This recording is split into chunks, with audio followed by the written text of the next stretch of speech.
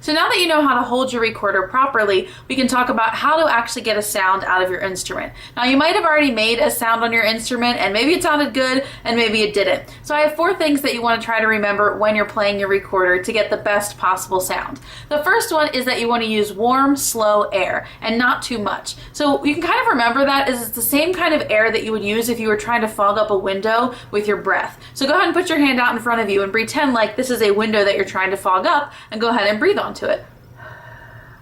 And you should feel that the air was really warm and it was slow and it wasn't too much.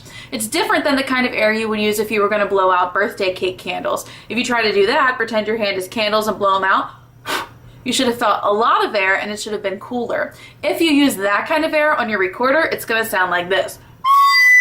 Not the best sound. So you want to try to just use a little bit of air and make sure it's that slow, warm air. If you do that, your sound will sound like this.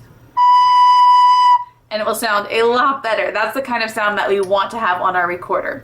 The second thing that you want to remember is to, not who. And what that means is when you blow into the recorder, you actually want to pretend like you're saying the word to. What that does is it actually makes your tongue touch the back of your teeth and it's going to just give a little bit of air into your recorder. It's also going to separate your notes. If you think who when you're blowing into the recorder like this, who, you're going to get way too much air into your recorder. So listen to what it sounds like if I think that I'm saying to while I play. Sounds really good. That's the sound that we want. So you can't actually say the word to, but if you pretend like you're doing it, it'll set up your tongue and your teeth in the right position so that you get a really good sound. The third thing you want to think about is your posture. If you are playing the recorder and you're slumped over like this, or you're laying on the couch, you're not going to have the best sound possible. Just like how we sit up nice and tall when we're singing, we need to do the same thing while we're playing the recorder because that enables our lungs to take a deep breath and enables all of our stomach muscles to help us breathe to do their job, and it will give us the best sound possible.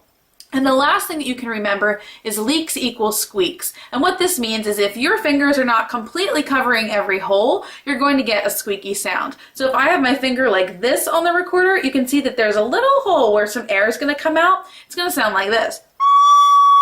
It's not going to sound too great. If I cover the hole completely, then I get the sound that I want. So a great way to look at this is if you practice in the mirror, you'll be able to see if you have any little leaks on your recorder. The other thing that you want to do is make sure that you're pushing your fingers down hard enough. If you don't, air can seep out and that's how you'll get squeaks. So you should actually be able to take your finger off the recorder and see a little indentation of where the hole was on your finger. And I like to call them recorder warts. So if you take your finger off and you can see that circle indent, you know that you're pressing hard enough. If you can't, you need to push a little bit harder so that you'll make sure that you'll cover the hole completely. So if you remember those 4 things, then you are ready to start learning your first note on the recorder, which is B. So if you think you're ready, go ahead on to the next video and we will learn the note B.